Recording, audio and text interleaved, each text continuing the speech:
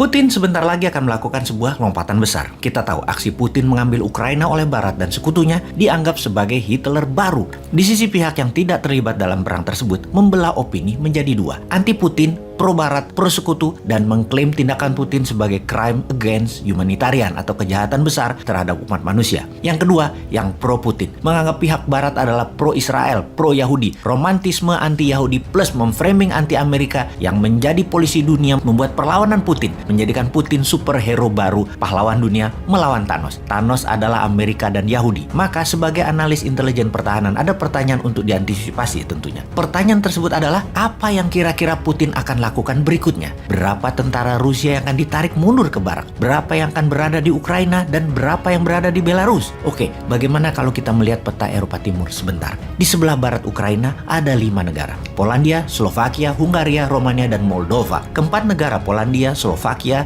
Hungaria, dan Romania adalah anggota NATO. Kalau kamu menyerang keempat negara ini, maka kalian berhadapan dengan NATO. Kalian menyerang NATO. Sebuah fakta pertahanan sekutu di Eropa. Dapat dipastikan Putin tidak akan mengambil resiko itu, sehingga tinggal Moldova. Ukraina dan Moldova punya perbatasan darat yang panjang, hampir 1.200 km. Jika Putin mau, maka dia bisa memerintahkan langsung tentaranya untuk mengarahkan pasukannya ke Moldova. Rupanya rencana ini sudah lama dilakukan Putin, yang akhirnya rencana ini dibocorkan. Dan coba tebak, siapa yang membocorkan detail rencana Putin akan mengambil Moldova itu? Yaitu Presiden Belarus, Alexander Lukashenko, alias sahabat Putin terdekat. Minggu lalu, Lukashenko mengumpulkan seluruh pemimpin pertahanan Belarus membahas rencana perang Rusia. Ketika Lukashenko hadir, dia membawa peta besar Eropa Timur yang dipaparkan dalam pertemuan tersebut. Dalam peta tersebut, sangat rinci memaparkan rencana invasi Rusia ke Moldova. Sebuah hal yang sangat mengerikan kalau kita melihat apa langkah Putin tersebut. Dan bagi Putin,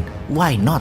Ambil Moldova itu. Pertama, Moldova memang mantan anggota Uni Soviet yang hingga tahun 2009 sangat taat pada Moskow. Namun pejabat sekarang tidak lagi taat pada Moskow. Ya, ambil aja sekalian mungkin ya. Kalau Putin mau mengembalikan kejayaan Uni Soviet atau Soviet Empire, maka Moldova sangat seksi. Yang kedua, mengambil Moldova adalah misi mudah. Mengapa kita mengatakan mudah? Karena Moldova bukan anggota NATO. Jadi, walaupun Rusia akan menyerang Moldova, NATO pasti tidak akan merespon, hanya koar-koar doang. Fakta kemudian, tentara Moldova tidak sekuat dan sebanyak Ukraina, hanya sekitar 6.000 tentara saja. Segitu top. Jadi, apa yang menarik lagi untuk mengambil Moldova? Apalagi kalau bukan Transnistria. Wilayah Transnistria seperti wilayah Donbas di Ukraina Timur memang pro-Rusia. Rebel di Transnistria ada sekitar 10.000 tentara pro-Rusia dilatih Rusia dan ada 2.000 tentara Rusia dideploy di sana. Transnistria posisinya di antara Ukraina Moldova di perbatasan sepanjang 500 kilometeran. Hanya menggerakkan Transnistria, pemerintah Moldova sudah pasti ambyar. Pertanyaannya, akankah Putin memberikan perintah tersebut? Semua tergantung dari misi penyerangan di Ukraina. Berapa lama Kiev bisa bertahan lagi? Berapa macam insurgensi atau gerakan gerilya bawah tanah bermunculan di Ukraina? Efek perjuangan rakyat dan tentara Ukraina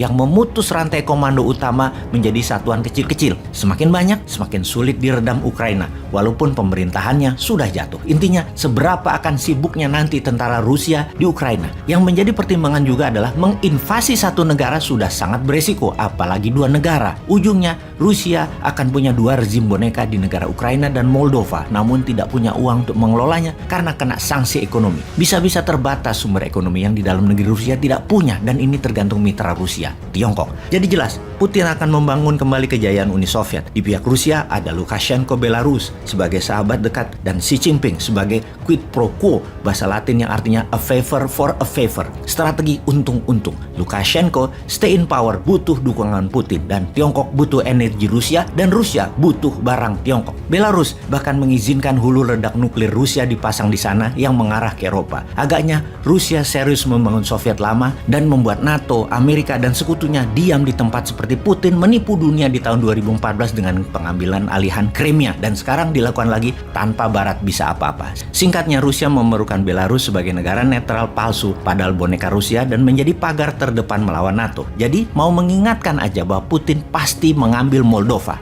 Kita страшнее ядерного оружия. Торрент-2, которые мы новые закупили, называют точки. Они, наверное, не секретные для натовцев, они все видят. Мы поставим С-400, который будет находиться чуть западнее Минска. 1000 раненых прибыли в Гомель. кричат наши беглые и прочее. Вашу слабкість, через вашу роз'єднаність. Усе, на що спромігся Альянс на сьогодні, це провести через систему своїх закупок 50 тонн диспалива для України. Мабуть, для того, щоб ми могли спалити Будапештський меморандум. To prevent this war from escalating beyond Ukraine. Because that will be even more dangerous, more devastating, and will cause even more human suffering. So we have made it clear that we are not going to move into Ukraine, neither on the ground or in the Ukrainian airspace.